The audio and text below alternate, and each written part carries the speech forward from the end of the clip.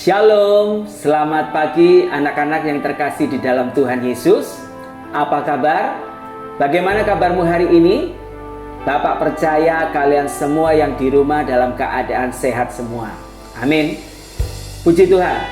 Anak-anakku yang dikasihi Tuhan, pada pagi hari ini kita akan bersama-sama belajar pendidikan agama Kristen dan budi pekerti kelas 9 bab 6 yang berjudul Gereja dan Orang Muda.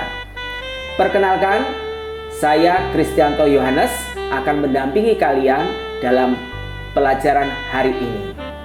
Kita akan belajar dengan menggunakan buku Pendidikan Agama Kristen dan Budi Pekerti kelas 9 terbitan dari Kementerian Pendidikan dan Kebudayaan Republik Indonesia. Baik anak-anak, sebelum kita mulai pelajaran hari ini, kita akan berdoa terlebih dahulu. Bapak mengajak kalian di rumah berdoa, Bapak akan pimpin. Mari kita berdoa. Bapa kami di dalam kerajaan surga, kami mengucap syukur kalau pada pagi hari ini kami bisa kembali belajar pendidikan agama Kristen dan budi pekerti kelas 9. Tuhan Yesus, mohon pimpinanmu dari permulaan sampai akhirnya. Hikmat Tuhan menyertai kami, dan biarlah Roh Kudus menerangi hati dan pikiran kami, sehingga kami anak-anakmu bisa belajar dengan baik. Dalam nama Tuhan Yesus kami mengucap syukur dan berdoa. Amin. Anak-anak yang dikasihi Tuhan, sebelum kita mulai pelajaran hari ini, Bapak akan mengajak kalian untuk bernyanyi bersama. Lagunya bisa kalian lihat di monitor yang ada di samping Bapak. Anak-anak yang terkasih dalam Tuhan, kita akan bersama-sama pagi hari ini menyanyikan sebuah lagu pujian yang berjudul Satu Hal Yang Kurindu. Bapak mengajak anak-anak bisa menyanyikan lagu ini bersama-sama di tempat di mana kalian berada saat ini. Mari kita menyanyikan lagu ini.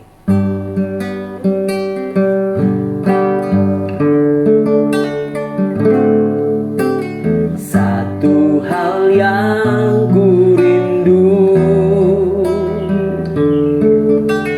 berdiam di dalam rumahmu, satu hal yang ku pinta, menikmati bait-Mu Tuhan. Satu hal yang ku rindu, berdiam di dalam rumah-Mu,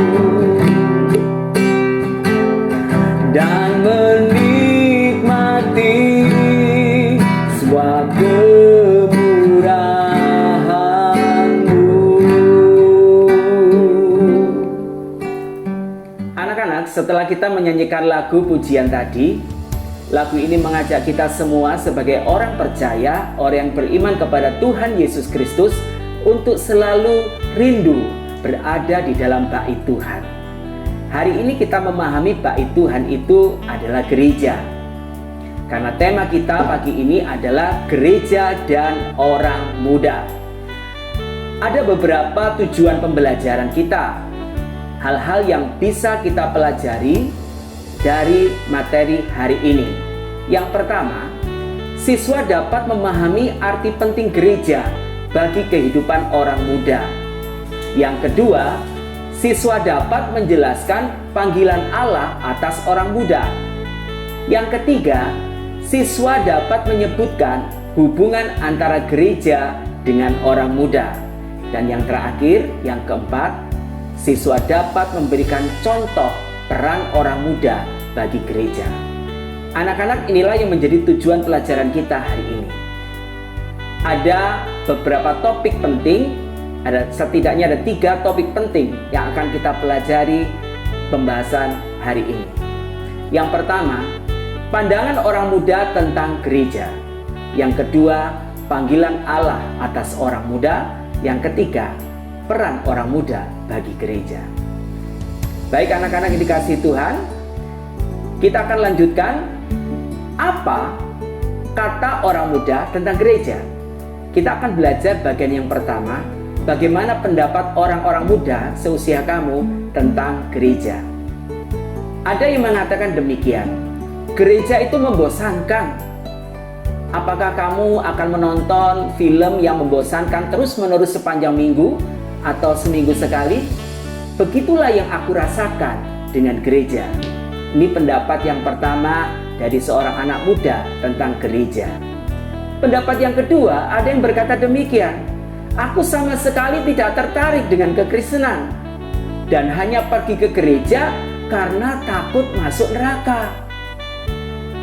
Ada nggak kemungkinan aku bisa memuji Tuhan tanpa harus pergi ke gereja? Ini pendapat yang kedua. Apa kata orang muda tentang gereja? Ada seorang anak remaja yang bernama Eleanor Ward, umur 15 tahun. Dia punya pendapat seperti ini. Semua gereja itu sama saja kegiatannya pada hari Minggu. Entah kebaktian pukul 10 atau pukul 6 sore. Kemungkinan terbesar juga ada kebaktian dan pembicaraan tentang hal-hal tertentu. Kebaktiannya sih bagus, tapi di masa sekarang ini remaja seperti aku lebih suka melakukan hal-hal yang lebih menarik. Terlalu banyak khotbah yang hanya membahas masalah-masalah Alkitab dan tidak berkaitan dengan masalah orang muda seperti aku. Ini pendapatnya dari remaja yang bernama Eleanor Ward. Anak-anak, bagaimana pendapat kalian tentang gerejamu masing-masing? Apakah kalian juga memiliki pendapat yang sama dengan mereka? Mengapa remaja tidak tertarik ke gereja? Ini pertanyaan yang mendasar yang perlu kita renungkan pada pagi hari ini. Ada yang mengatakan acaranya monoton, tidak ada hal-hal yang menarik. Yang datang ke gereja biasanya kebanyakan orang-orang tua. Sedangkan yang muda-muda lebih senang ke bioskop, lebih senang ke tempat yang lain atau ke mall misalnya. Dan di beberapa gereja tidak ada kesempatan untuk orang-orang muda supaya bisa berperan di sana. Semua pelayanan di gereja didominasi oleh orang-orang yang dewasa. Sedangkan anak seusia kalian remaja tidak diberi kesempatan di sana. Sehingga anak remaja seperti kamu mulai bertanya seperti gambar di samping ini. Apakah ke gereja itu penting? Ayo anak-anak, coba jawab sendiri-sendiri ya di tempat di mana kamu berada saat ini. Apakah ke gereja itu penting? Silakan kalian berpikir sejenak. Ya, semua pendapatmu itu baik. Kita menghargai apa yang ada di pikiran kalian ya. Masing-masing mungkin punya pendapat yang berbeda-beda. Ada yang mengatakan ke gereja itu penting. Ada yang mengatakan mungkin ke gereja itu tidak penting. Ya. Sebelum kita mengerti jawaban yang benar, mari kita belajar topik ini. Bagian yang kedua, anak-anak, apakah arti gereja bagi orang percaya? Di bagian ini kita akan mengerti sebenarnya gereja itu apa. 1 Petrus pasal 2 ayat 9 mengatakan demikian. Tetapi kamulah bangsa yang terpilih, imamat yang rajani, bangsa yang kudus, umat kepunyaan Allah sendiri, supaya kamu memberitakan perbuatan-perbuatan yang besar dari Dia yang telah memanggil kamu keluar dari kegelapan kepada terangnya yang ajaib. Dari ayat firman Tuhan ini kita mendapatkan sebuah makna baru arti gereja bagi orang percaya. Bahwa gereja itu adalah persekutuan orang percaya yang telah diselamatkan dari dosa untuk memberitakan perbuatan-perbuatan Allah yang besar, menjadi saksi, menjadi terang dan garam bagi dunia ini. Itulah arti gereja. Kita ke gereja bukan hanya sekedar melakukan sebuah aktivitas agama atau secara rutin. Jujur, siapa di sini kalau ke gereja karena takut dimarahi oleh orang tua?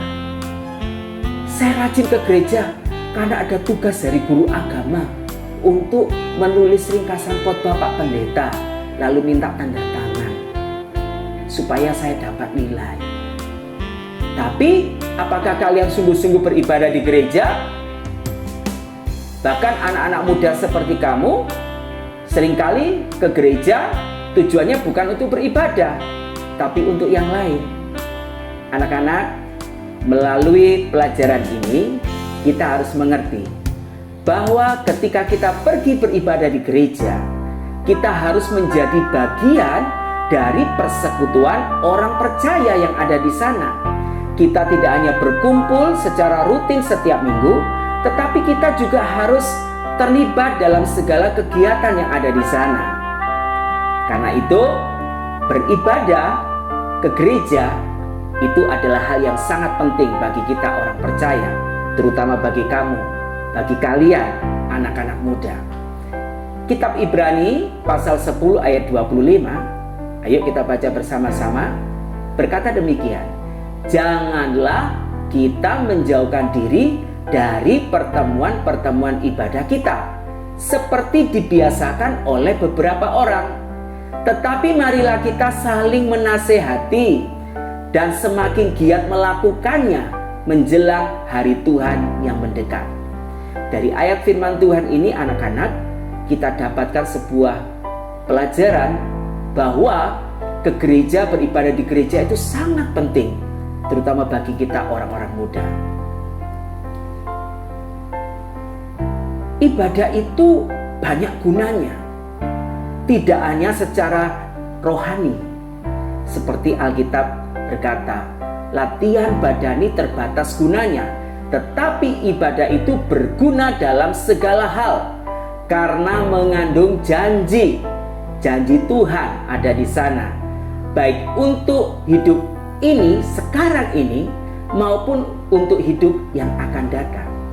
Jadi anak-anakku yang dikasihi Tuhan Yesus, ketika kamu beribadah di gereja, sebenarnya kamu sedang berusaha memahami apa yang menjadi kehendak dan rencana Tuhan dalam hidupmu. Kamu akan menemukan janji-janji Tuhan di sana. Dan ini berguna penting bagi hidupmu hari ini. Lebih-lebih saat ini, di tengah-tengah situasi pandemik COVID-19. Kita terbatas sekali beribadah di gereja hari-hari ini. Kita tidak bisa lagi berkumpul bersama dengan saudara-saudara seiman setiap minggu. Tetapi ibadah mulai digantikan dengan ibadah secara online, daring, di rumah masing-masing. Saat ini kita terbatas mungkin secara jasmani beribadah. Namun inti dari beribadah tidaklah berubah, anak-anak. Kehadiran Tuhan dalam hidup kita tidak dibatasi oleh tempat. Dimanapun kamu berada saat ini, ketika kamu beribadah secara online di gerejamu masing-masing, sebenarnya Tuhan juga ada di rumahmu. Karena Dia adalah Allah yang Maha Hadir. Mari beribadah dengan sungguh-sungguh. Kalian tetap bisa terlibat di dalam pelayanan di gerejamu. Nah, anak-anak, kita sudah sampai pada bagian berikutnya, yaitu Allah memanggil orang-orang muda.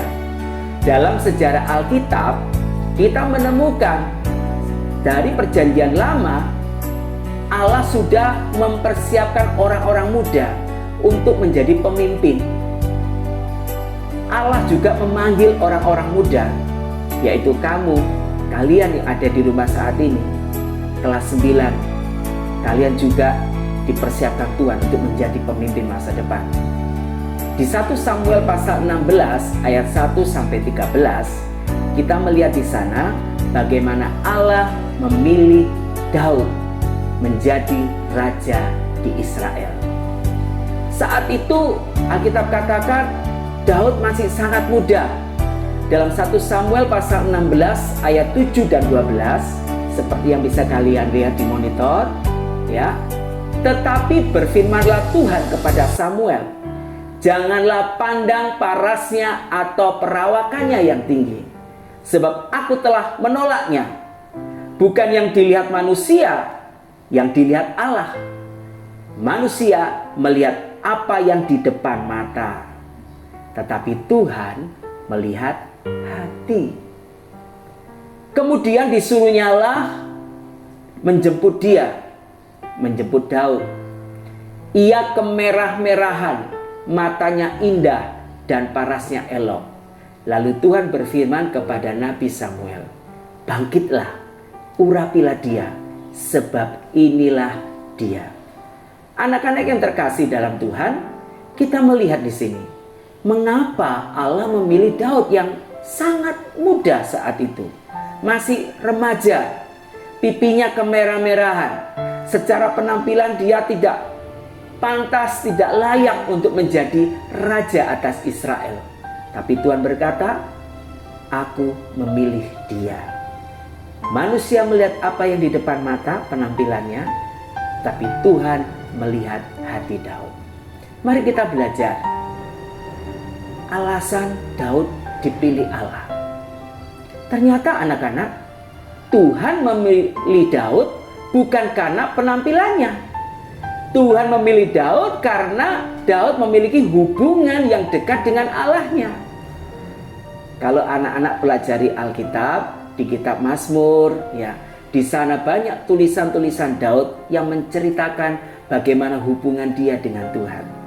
Ayat yang paling terkenal adalah Mazmur 23. Daud berkata, Tuhan adalah gembalaku.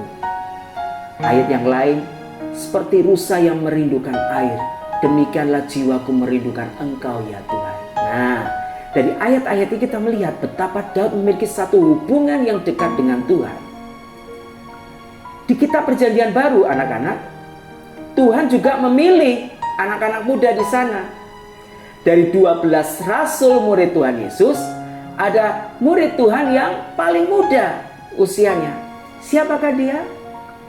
Dia adalah Andreas. Yesus memanggil Andreas dalam Yohanes pasal 1 ayat 35-42. Kita bisa melihat bahwa Andreas adalah murid yang pertama kali berjumpa dengan Yesus. Karena perjumpaan Andreas dengan Tuhan Yesus, dia juga mengajak saudaranya yang lain, yaitu Simon Petrus, untuk menjadi pengikut Yesus. Dalam kitab Injil diceritakan ketika Tuhan Yesus memberi makan 5.000 orang dengan 5 roti dan 2 ekor ikan, Andreas sangat berperan di sana. Andreaslah yang membawa seorang anak kecil, membawa bekal 5 roti dan 2 ekor ikan, dibawa kepada Yesus. Lalu Yesus pun memberkati roti dan ikan itu dan dibagikan kepada 5.000 orang. Sisa 12 keranjang. Anak-anak yang dikasihi Tuhan, kita melihat betapa orang muda sangat berperan dalam kehidupan gereja Tuhan di masa yang lalu hingga masa kini. Rasul Paulus juga seorang murid Tuhan yang dipakai luar biasa. Dia juga dalam tugas pemberitaan Injilnya, dia juga memiliki pengikut-pengikut yang masih muda. Selain di sana ada Lukas, Barnabas, dan Lydia, ada murid Paulus yang bernama Timotius. Diperkirakan Timotius berusia 20 tahun ketika dia menjadi murid Paulus. Namun peran Timotius dalam pemberitaan Injil sangatlah penting. Bahkan dia dipilih menjadi gembala di gereja atau di jemaat di kota Efesus. Anak-anak, disinilah kita melihat bahwa peran orang muda dalam gereja sangat penting sekali. Ada satu pertanyaan, apakah gereja membutuhkan orang muda? Apa kira-kira jawaban kalian? Benar, jawabanmu adalah gereja sangat membutuhkan orang muda. Mengapa gereja membutuhkan orang muda? Karena orang muda, karena kalian ini adalah masa depan gereja. Sekali lagi, kalian adalah masa depan gereja. Persoalannya di sini adalah apakah gereja sudah mempersiapkan program-program gereja untuk orang muda? Nah, ini yang harus kita persiapkan mulai dari sekarang. Bila gereja tidak memikirkan kebutuhan orang muda, maka gereja akan kehilangan anak-anak muda. Anak-anak muda tidak lagi senang beribadah di gereja, tetapi lebih senang ke tempat lain. Lagu yang tadi kita nyanyikan, lebih baik satu hari di pelataran Tuhan, tidak terjadi. Memilih berada di tempat lain. Ayo, siapa di sini kalau waktunya ibadah di gereja, kalian lebih senang pergi ke mall? Kalian lebih senang main games online. Kalian lebih senang bersepeda bersama teman-temanmu, sehingga kamu mulai tidak aktif lagi ke gereja. Biarlah melalui materi pelajaran hari ini, anak-anak, kalian sadar bahwa gereja sangat membutuhkan orang-orang muda seperti kalian, karena kalian adalah masa depan gereja. Rangkuman dari pelajaran kita hari ini, anak-anak, yaitu gereja membutuhkan orang muda, karena orang muda adalah masa depan gereja. Tanpa orang muda, masa depan gereja akan terancam. Tapi masalahnya di sini adalah, apakah gereja menyadari bahwa orang muda harus menjadi bagian dari gereja? Apakah gereja sudah berusaha keras untuk menjadikan orang muda sebagai bagian dari gereja masa kini? Apakah gereja telah berusaha dengan sungguh-sungguh mengembangkan pelayanan khusus untuk orang-orang muda seperti kamu? Walaupun mungkin di gerejamu belum ada program khusus untuk orang-orang muda dan remaja, tapi tidak menutup kemungkinan kalian mulai berperan aktif dalam kegiatan atau pelayanan di gerejamu masing-masing. Orang muda harus terlibat melayani Tuhan, bukan menunggu 5 tahun atau 10 tahun ke depan, tetapi engkau harus mulai terlibat aktif dalam pekerjaan Tuhan. Ingat baik-baik firman Tuhan. Tuhan ingin kita mempersembahkan seluruh hidup kita sebagai persembahan yang hidup, yang kudus dan berkenan kepada Allah. Itu adalah ibadahmu yang sejati. Roma 12 ayat 1. Jadi anak-anak yang dikasihi Tuhan, Bapak akan memberikan pesan khusus buat kalian melalui pelajaran ini. Sebagai orang muda, kamu harus memiliki cara pandang yang benar tentang gereja. Jangan lagi kamu memandang gereja itu hanya sekedar gedungnya atau kegiatan rutin setiap minggu yang ada di sana. Tapi gereja itu adalah persekutuan orang-orang percaya yang punya tugas sama, yaitu memberitakan perbuatan Allah yang besar, menjadi terang dan garam bagi dunia ini. Yang kedua, beribadah di gereja itu bukan sekedar rutinitas agama. Lakukan itu dengan setia. Karena Alkitab tadi katakan, ada janji Tuhan yang besar bagi setiap orang yang setia beribadah kepadanya.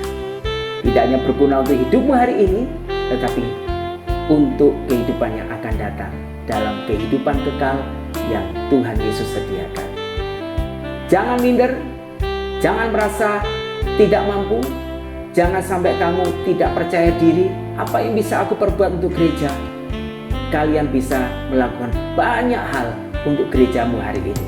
1 Timotius pasal 4 ayat 12 mengatakan, janganlah seorang pun menganggap engkau rendah karena engkau masih muda, tetapi jadilah teladan bagi orang percaya dalam perkataanmu, tingkah lakumu, kesucianmu, dalam kesetiaanmu, di dalam kasihmu. Inilah anak-anak yang dikasihi Tuhan, pesan khusus buat kalian sebagai orang muda. Ada peran besar orang muda di dalam gereja. Dan sebagai refleksi diri, tugas di rumah masing-masing, Bapak memberikan tugas buat kalian di rumah. Coba kalian menuliskan di bukumu masing-masing kegiatan-kegiatan apa yang diadakan di gerejamu yang kamu anggap paling menarik. Ya, coba kalian tulis, sebutkan kegiatan-kegiatan acara gereja yang kamu anggap paling menarik. Berikutnya, selain ada yang paling menarik, apa kira-kira kegiatan gereja yang membuat kamu bosan, tidak menarik? Lalu berikan alasannya, mengapa. Yang kedua, kalau kamu dipercaya untuk mengelola sebuah pelayanan dalam gereja, kira-kira pelayanan apa yang ingin kamu kembangkan di sana? Biarlah lewat refleksi diri ini, anak-anak mulai menemukan peran pentingmu di dalam gerejamu masing-masing. Baik anak-anakku yang dikasihi Tuhan, sebelum kita menutup pelajaran hari ini, Bapak akan mengajak kita semuanya untuk berdoa bersama-sama. Mari kita berdoa. Bapa kami dalam kerajaan surga, kami mengucap syukur Engkau sudah menyertai pelajaran pendidikan agama Kristen dan budi pekerti kelas 9 hari ini. Tuhan, kami mulai mengerti arti gereja yang sesungguhnya bagi kami orang-orang muda. Kami juga sudah belajar apa yang menjadi peran kami di dalam pekerjaan Tuhan, di gereja yang Tuhan di mana kami tempatkan. Kami bersyukur untuk kebenaran firman-Mu hari ini, dan biarlah kami bisa mempraktekkan dan kami mulai memikirkan apa yang menjadi peran kami di dalam gereja kami masing-masing. Terima kasih Bapa di surga, kami mengucap syukur, di dalam nama Tuhan Yesus kami berdoa. Amin. Shalom, Tuhan Yesus memberkati.